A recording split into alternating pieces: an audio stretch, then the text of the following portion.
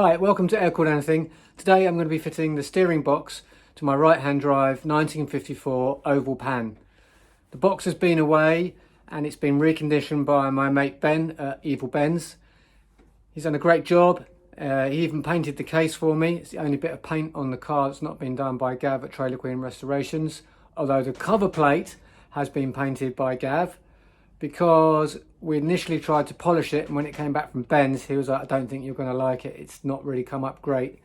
Reason being, it's really poor quality aluminium. Then he lacquered it for me, and the lacquer kind of reacted badly with the metal and it went very dull and it just wasn't good enough. So I sent it off to Gav.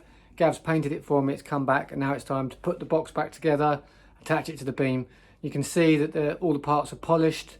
I've had some of the parts chromed, some of the parts stainless parts which Ben polished for me. I've repolished those because they got a little bit scratched in dismantling it and in transit. But all the parts are polished and ready to go. This needs to be put together. So the first thing I'm going to do is attach the cover plate to the box itself. There's a gasket that sits in between those two. I made one out of a piece of gasket paper, just traced round, cut it out, and it's ready to go in. I'm going to put sealant on both sides of this gasket to make sure none of the gearbox oil, you just put standard gearbox oil in these things, leaks out. Don't want any leaks on the car, do we? So I'm using Permatex grey sealant. It's good stuff. And I'm going to coat both sides. It's a bit of a messy job.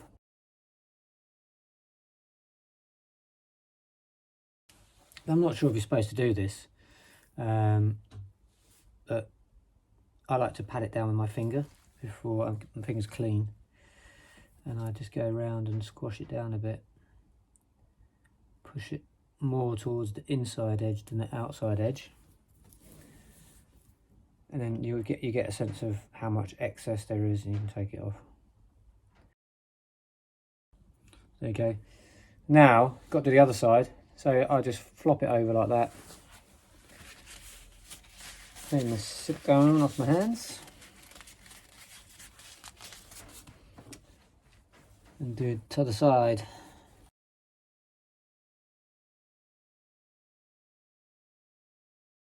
And you'll see that I've cut the gasket a little bit smaller than the original one would have been, because I just don't want the too much of the gasket paper poking out between the nice black paint. I wonder if you can get black gasket paper rather than this brown stuff. That would have been quite nice. Then I have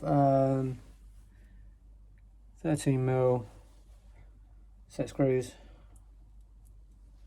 with washers. I put all the washers on. One side's polished, one side's not as polished. It is polished, but not as polished. And then I'm going to put a little teeny weeny bit of Loctite on, just to help lubricate and hold them in. I say a teeny bit, I put way too much on there. That's one. Two. And this is 243, the blue Loctite. So if you want to take it off, it's not going to be too hard to take it off.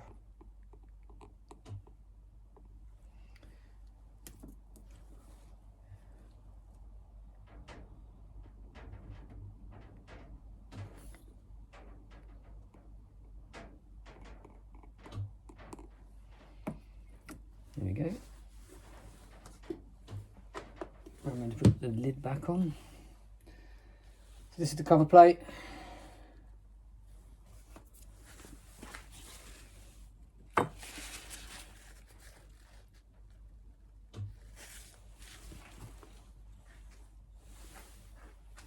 It should, in theory, just pop on.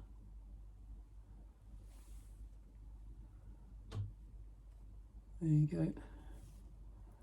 Looking nice already. I'll put those on these ones. I put on the top two, the studs come through the other side, so I put the Loctite a bit further down so I don't get the Loctite coming out the thread. Right then.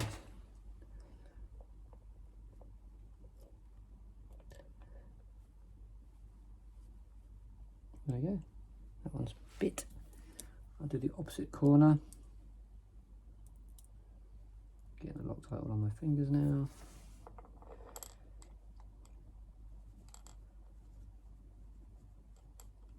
That one's gone in nicely.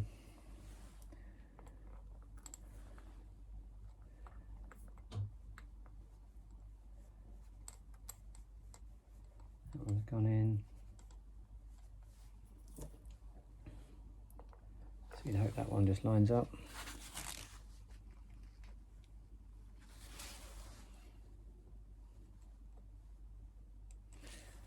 See, I've written something on my hand. I've written M12 by 1.5, and that's a die I need to buy. I thought I had one. Well, if I had one, I can't find it, because this piece here, which is the bolt for the pitman arm, it goes through and then bites down, and I've got a nice polished spring washer. I had that, that's the original piece. I've had that chromed, and when you get these pieces chromed, you get loads of crud in the thread, so I just want to run a dye around it just to clean that thread up before we fit that. So I'm going to have to wait a few days for that to turn up in the post. Right, so it's just a 13mm. Now if these were chrome, these are polished stainless. If these were chrome, I would wrap a little piece of masking tape around these to help protect the chrome plate, but these are polished stainless, so they're pretty indestructible. They won't scratch, from my experience, they won't scratch. They should just stay nice. Now what you can do, I don't need to do it on these, because these washers nicely cover the plate. But what you can do is you can put on the other side of the washer, you can put a little bit of a copper slip, which will just help protect the paint underneath, but we should be all right with these. So when I'm bolting up polished and painted parts like this, I'm just like super careful. I just go nice and slow. Try not to bash the paint, scratch the fastener. Let's just very, very lightly snug down. That one I can do with my fingers. These ones are a bit, that one I can do with my fingers. This one's a little bit stiffer. Not that stiff. So that's just slightly snug. And then I'm gonna do them diagonally.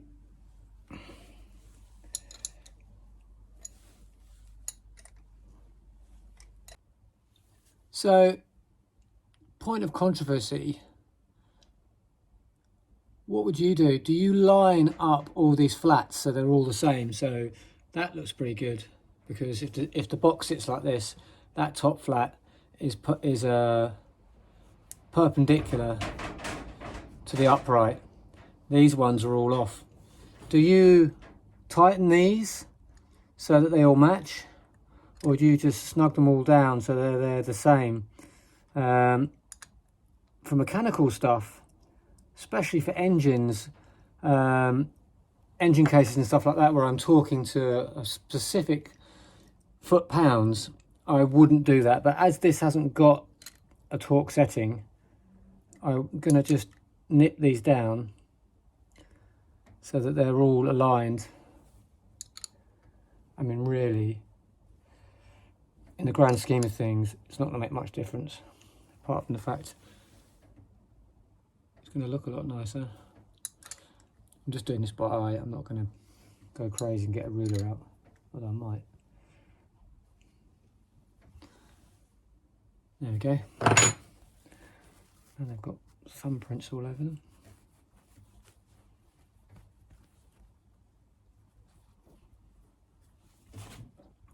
Right, so on to the next thing. Next,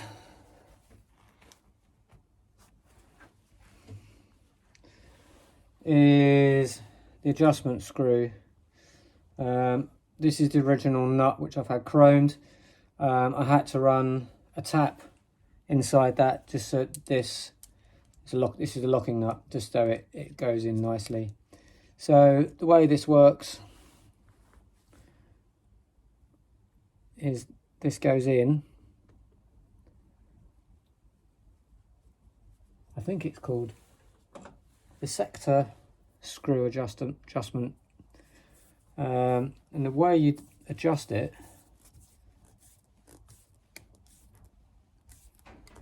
is you tighten it so you can't tighten it anymore, and then you back it off, and which is the best side chrome wise.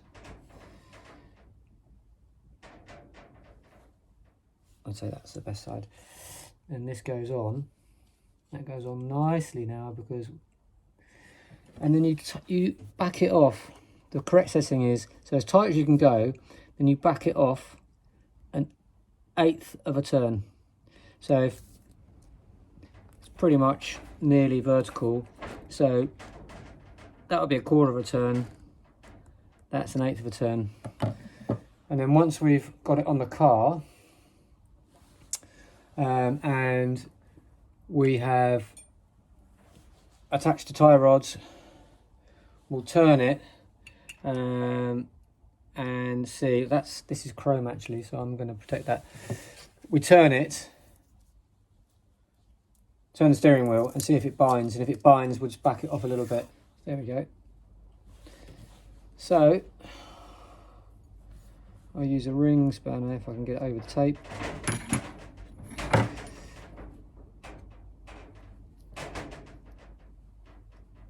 Maybe I'll use the open end then. Oh, it's a tight fit. Have to get an adjustable. Got to be careful I don't damage the paint as well. So just hold that in place and then just tighten it up a bit. That's it. Job done. We can take this off. There we go. That's going to really bug me that flat's not perpendicular to all the others, but you know, such is the way when you're adjusting stuff. I mean, never know. Might be lucky and it might need to be just tightened in a little bit, in which case that flat will work out. So before the car went off to paint and I've restored stuff, I did a dry build of the car. Got it standing just right, got it working the way I wanted it, and then I dismantled it again. And as I dismantled it, I took notes of all the bits and pieces that I would be likely to forget and just wouldn't remember. If the truth be told, there's a whole bunch of stuff I wish I had written down that I'd forgotten and I've had to look up. But I drew in this little book a diagram from the end plate of the shock tower to the steering box, so I knew exactly where the steering box goes on the beam. I think on the later beams they welded on 2 little tabs to locate the steering box. My beam had that, but I have a narrow beam on this, so it's a bespoke beam. It's been built for this car and those tabs aren't on there, so I made a measurement and it was 13.5 centimeters for the inside of the plate to the inside of the steering box clamp. Now the Bentley manual says that the drain plug on right-hand drive cars should be 225 millimeters to the center of the beam. So once it's on, we'll be able to have a look and see if that's the case. So what I've done is I've put a little piece of masking tape on the beam where the clamp should line up to. Now, just to protect the paintwork, when I first put the box on, I'm just going to tape a sleeve of paper.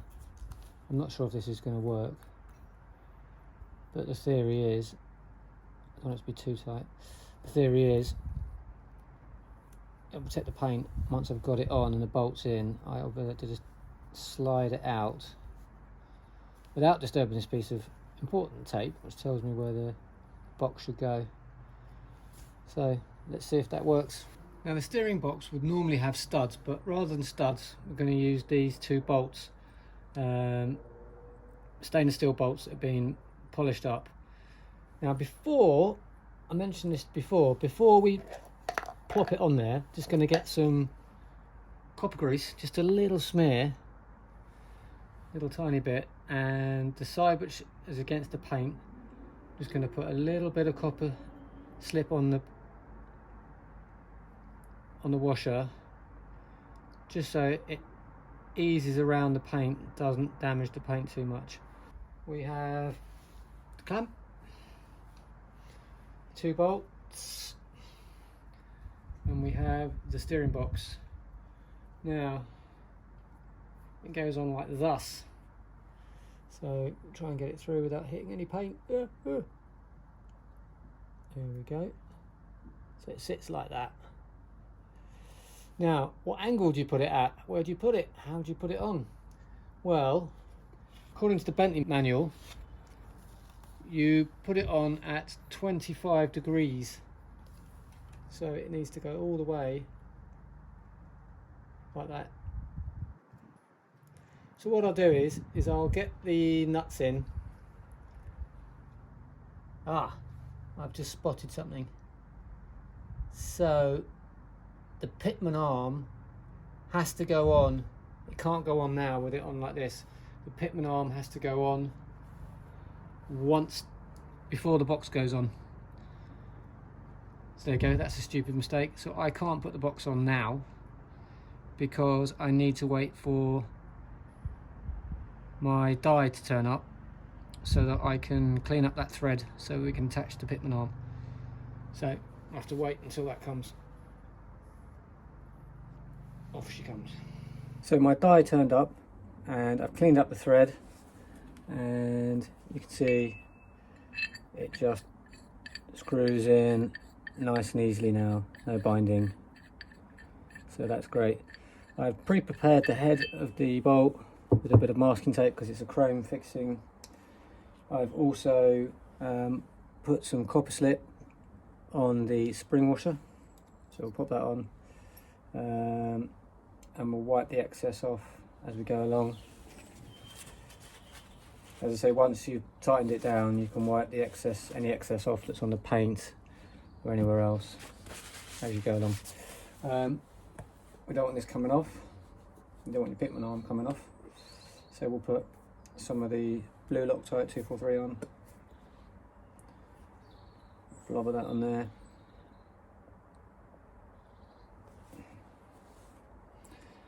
And then you've got to decide.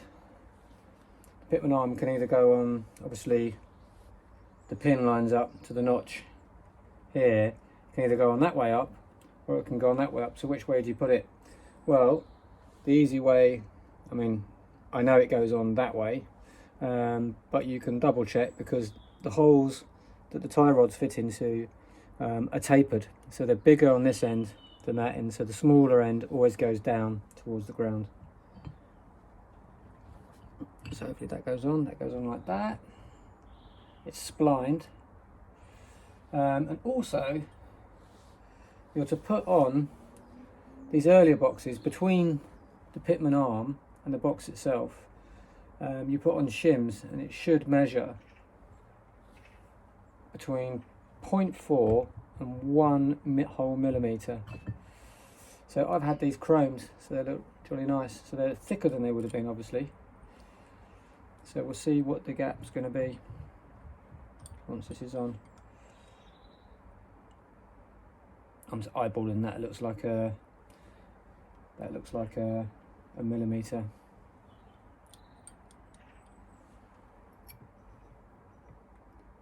Oops, it goes on the other way, doesn't it? Now another one of my stupid mistakes. I've got copper slip on the paint over here. Wipe that off. We'll clean it all up in a bit. So we'll turn the box over.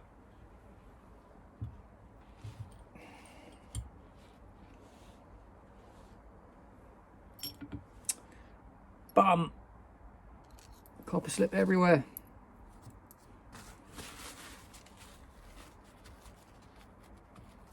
So it just wipes off.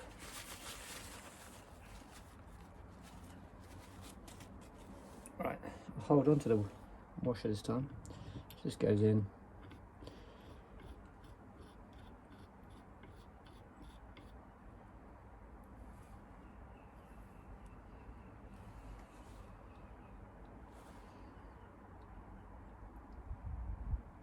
We'll get a feel, once I've tightened this down, I'll nip it down a bit and we'll get a feeler gauge. Ah, the ring spanner goes over this one. That's handy.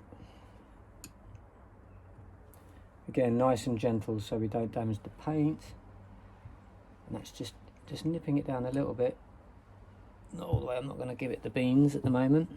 So I've got two feeler gauges out here, 0.483, and that goes in very easily. And 0.813, and this one doesn't go in, so the gap is somewhere between 0.4 and 0.8, so that's spot on. So that's really great. So now, knowing that's all good, I didn't put my lid on my Loctite, I can tighten it up. You don't want to slip, because slips will chip paint.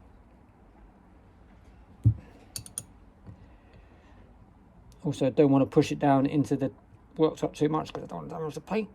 Right, that's that. And I find the start of the tape, wherever that is, and peel the tape off.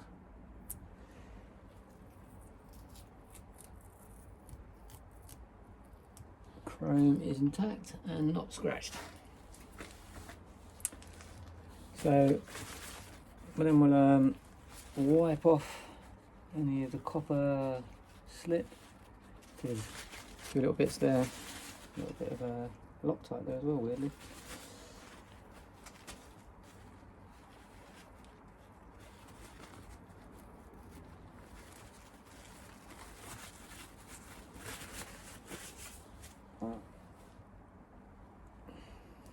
And there we go. That's pretty nice. I think the chrome shims are a nice touch. So next job, let's put that bad boy on the beam.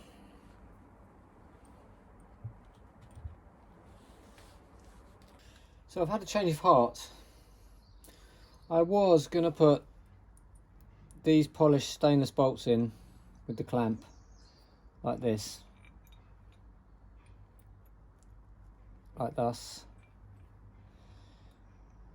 But I've decided I don't like seeing this shaft on the threads through the gap, which is more visible than the bolts underneath.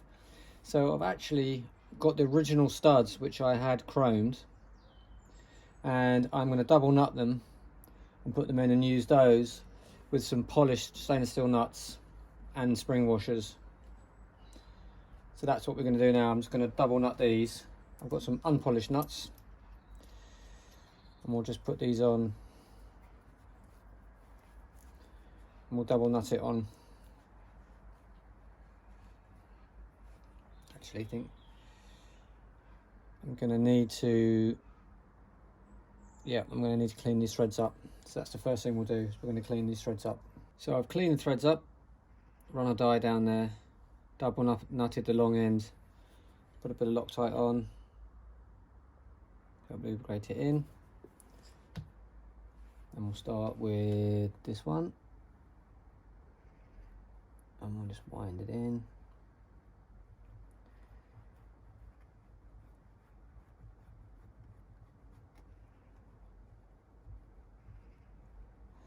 Once it's bedded in, give it a nip up.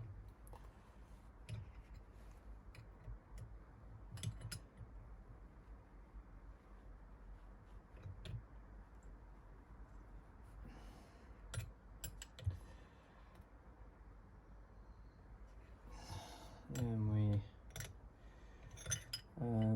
undouble nut it, because obviously you don't want to leave these nuts on.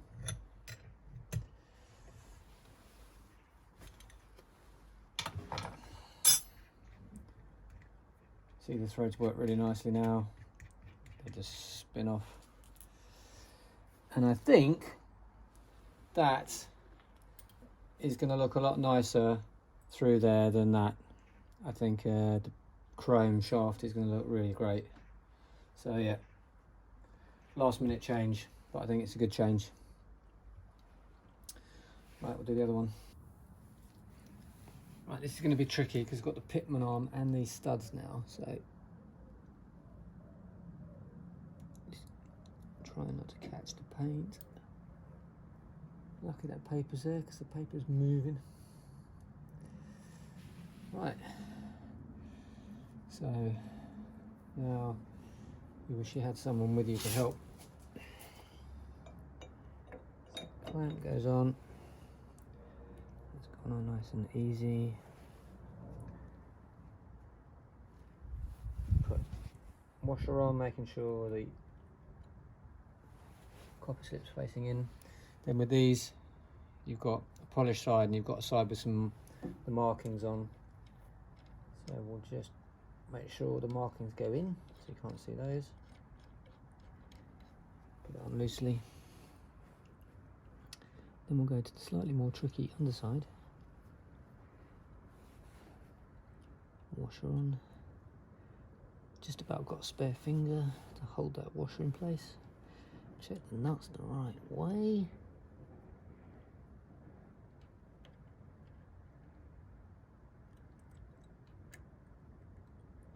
And I'm doing this, but I can't really see what I'm doing. Having to feel what I do. I'm probably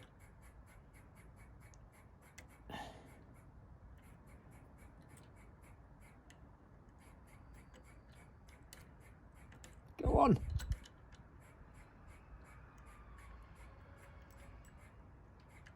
And it's on. Now before I tighten it up, I need to get this, I've tightened it up too much.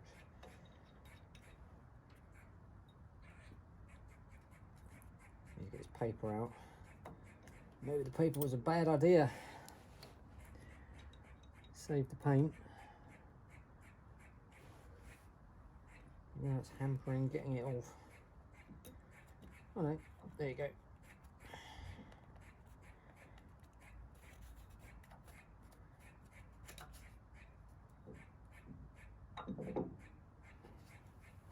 Ugh, now it's on the paint. No turning it back now. Right. Now I have this template, which is 25 degrees, so I'm going to put it on. I'm going to roughly eyeball it, and then I'm going to nip it down, but I'm not going to put Loctite on the nuts, because obviously once the body goes on and we get the steering column in, we might want to make some adjustments. So I'll finger tight these down. So what I can do is, once the steering column's attached, I can loosen these nuts off, put some Loctite in. There we go, it is roughly in place. So we can take this paper off now.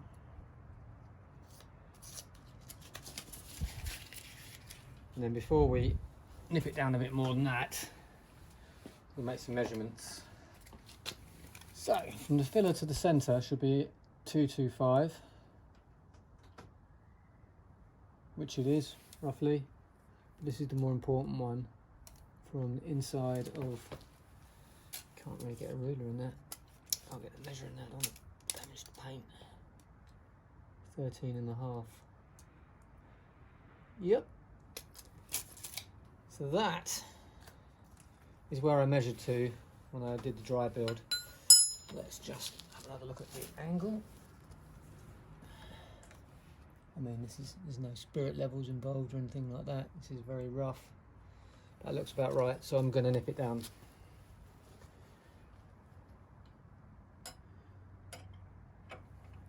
Hopefully without moving it. Again, these are stainless nuts, so I don't have to put any tape on.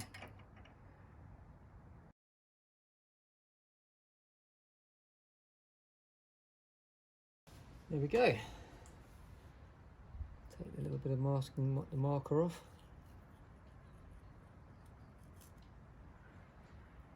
And there we go, steering box installed. All needs a clean, but it's looking pretty good. got fingerprints all over it and dust on the beam.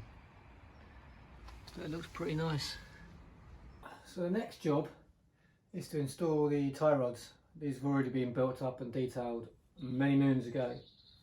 So we're going to set it up. They're loosened, so they're not adjusted to length. And what in my notebook, I have made a note of how long exactly they should be. When I did the dry build, I got the car fully loaded up, sitting on the ground, and basically sorted it all out. So forced them in. It's a long one. Short one. You'll see that one end is just straight, and the other end has got a slight turn in it. I think it's about 10 degrees or something like that, I think the manual said. That goes on the pitman arm. Also, this adjusting nut always goes in towards the pitman arm.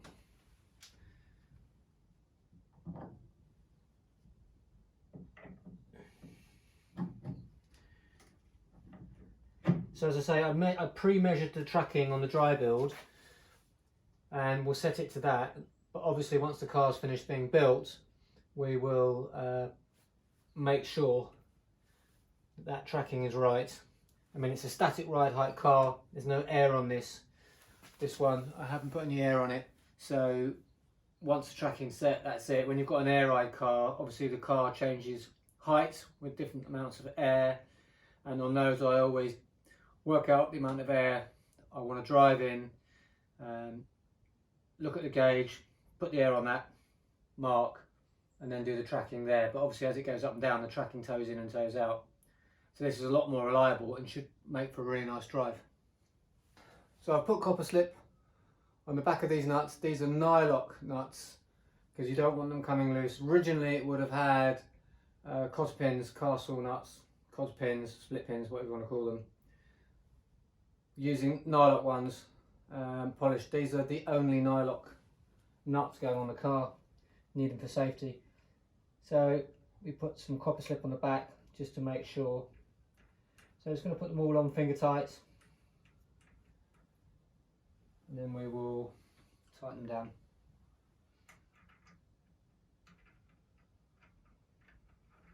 So when I've been trying to tighten up this tie rod, it gets to a certain point and then it won't tighten because the spindle which goes through the pitman arm is just turning with the nut, so it's not seating in enough and turning. So to get around that, here's a top tip.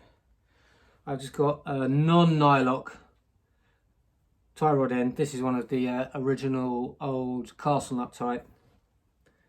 Put a washer on to protect the paint, and then I put that on upside down. You can't just use any old nut here because it's a specific fine thread. I think it's, I'm not sure, top of my head, 125, M10 125 or M10 N10 1. I think it's M10 1. Not sure. And because there's no nylock on this, there's less resistance, so it should just help ease it in. And once it bites, it really goes for it. I can see it's bitten in now already. So that will just start us off. So obviously we don't want that on there because it's not a rusty nut. Take that off with the washer.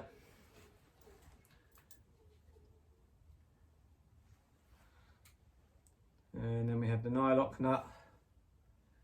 Just make sure we've got some copper slip on there.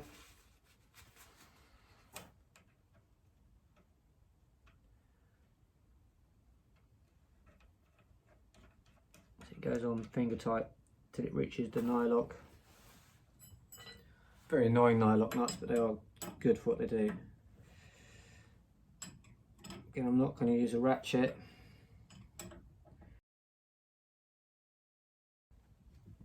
There we go. Tighten that nicely by hand. And then I'm just going to use a torque wrench to, hopefully I can get it in here, Brake line's in the way. Use a torque wrench to just nip this down to 22 foot-pounds.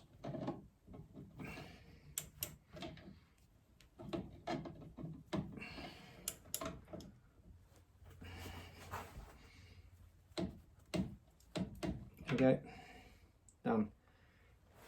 That's it. I'll do the other 4, and then we'll look at the lengths of the tie rods. So according to my book, long rod from the end of the sleeve to the end of the sleeve is 70 centimeters, 700 mil, and the short one is 21.6 centimeters or 216 millimeters. So let's measure them. So 70. This one.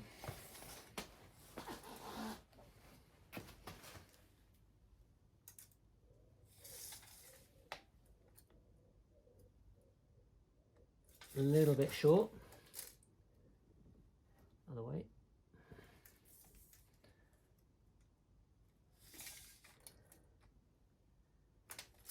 A little bit more.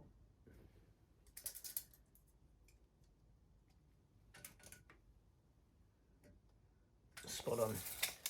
So we then tighten that down. We'll tighten that down in a minute. We'll do this other one first.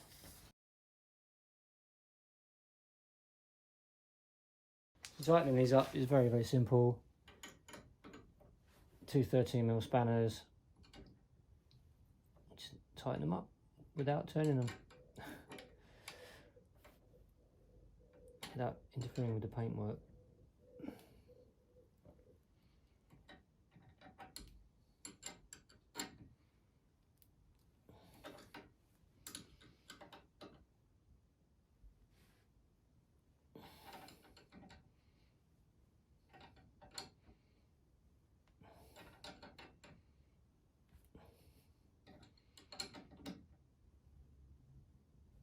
There you go.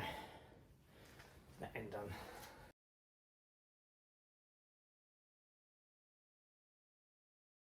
So the final job is to fill it up with some oil. So just going to use gear oil, standard gear oil. You just fill it up to the bottom of the. I put some tissue paper on because my bottle of gear oil is leaking. In fact, there's more going on the paper towel than there is on the in the box.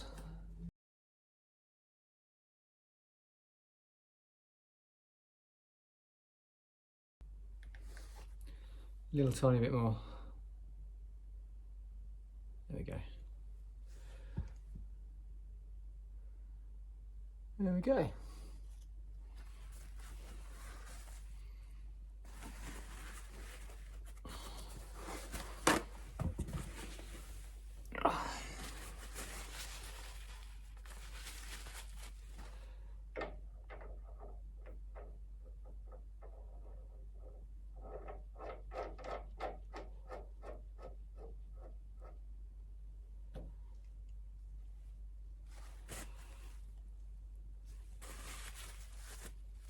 So you get a spanner on that, and it's job done.